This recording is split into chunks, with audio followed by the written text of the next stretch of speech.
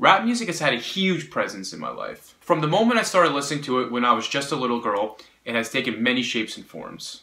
At times being a third parent that raised me, in others a motivator that kicked me in my ass, and even just company when I'm bored. If you were to look at a pie chart of how I spent my average day, you would see that a majority of it would be spent listening to rap music.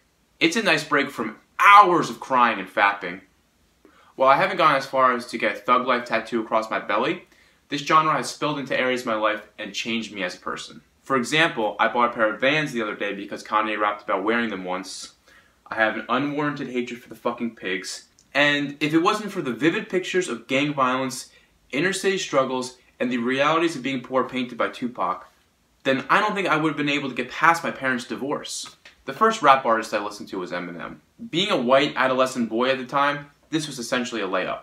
If you were to ask 15 people to guess who this artist was, I'm pretty sure 1,500 people will come back and say Eminem. Eminem was crazy though, so violent and extreme. I'd fall asleep listening to the explicit version of the Eminem show and wake up with a dead hooker in my room. I was just in 3rd grade.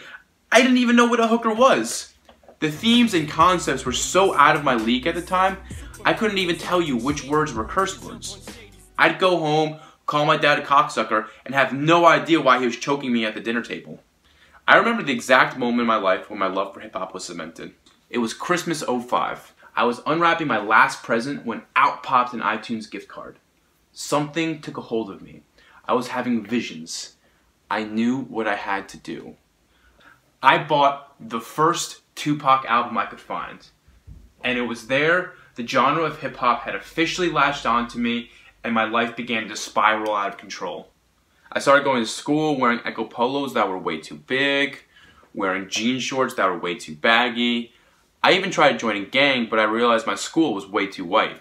Everyone in my school would call me a poser, a wigger, and even gave me the nickname the KB Gangsta. And while I knew they were trying to make fun of me, I still preferred it to my nickname at home, The Mistake. In all seriousness though, while I knew I wanted to be like these rappers, I knew I had no business relating to them. But that's the thing about rap music. It has an uncanny ability to throw you directly into the shoes of the artist and see life directly through their eyes. And by doing so, painting vivid pictures of realities I couldn't even fathom. I'd be listening to Tupac and be so captivated by his lyrics one day, the next day I'd be planning my voyage back to Africa. The thing that's so great about rap music is that when an artist can successfully rap about what's in their heart, the listener can unconsciously find a little bit of themselves in that person. This is something I think Drake does very well. When I first discovered Drake, I went from being a sensitive little bitch to being a sensitive little bitch that listens to Drake. And while the change doesn't seem that profound, I guarantee you that it was. Drake has an amazing ability to make you relate to what he's going through. Drake would talk about girls and relationships, and because of that, I found myself falling in love with girls that I had no business falling in love with. Like matches on Tinder, a girl whose shoulder I accidentally brushed against in the library, even that living room lamp that was a little too curvy. When I was listening to Drake, if I asked a girl to get naked, I meant emotionally. And if I wanted to try a new position, that meant switching my phone to the other ear because I was not done hearing about her day. One of the main themes in this genre is the lavish lifestyle that these rappers live. And honestly, that shit is so inspiring to me. Because it showed me a way of life I would have never known existed. I mean, how could I? There's an expression. If the only tool you have is a hammer, then the whole world is a nail. Well, if all you see are dads rocking New Balance 624s and moms driving Honda CR-Vs, then the whole world is a boring-ass suburb. And that's why I think people are in such awe of rappers and their lyrics. I know at least for me, when I hear rappers rap about money, clothes, cars, and hoes, I think, damn, I have 0% of that in my life, and I want all of it. This thought that there's more out there has motivated me to try and be a more successful version of myself. And I honestly think if it wasn't for hip-hop, I'd be working a 9-to-5 job that made me miserable. And not to judge anybody who chooses that lifestyle, I just know it's not for me. And so, this brings me back to my senior year of college. I didn't know what I wanted to do with my life, and I was on the verge of entering the real world. It sort of felt like that scene in The Matrix when Morpheus offers Neo the red or the blue pill. The blue pill was corporate America, and the red pill was my dreams of becoming an entertainer, of creating comedy, of creating art.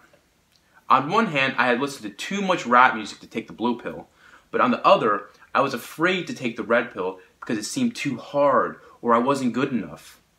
These feelings of indecision eventually led to feelings of depression. I was stuck and I needed help, so I turned to a higher power. But I didn't turn to Jesus. I turned to Yeezus. And thank Kanye that Kanye released his album The Life of Pablo at exactly that time. Because that album was his sermon and I injected that shit like it was heroin. It made me feel for the first time in 35 years. It made me feel like I can jump over buildings, not off them.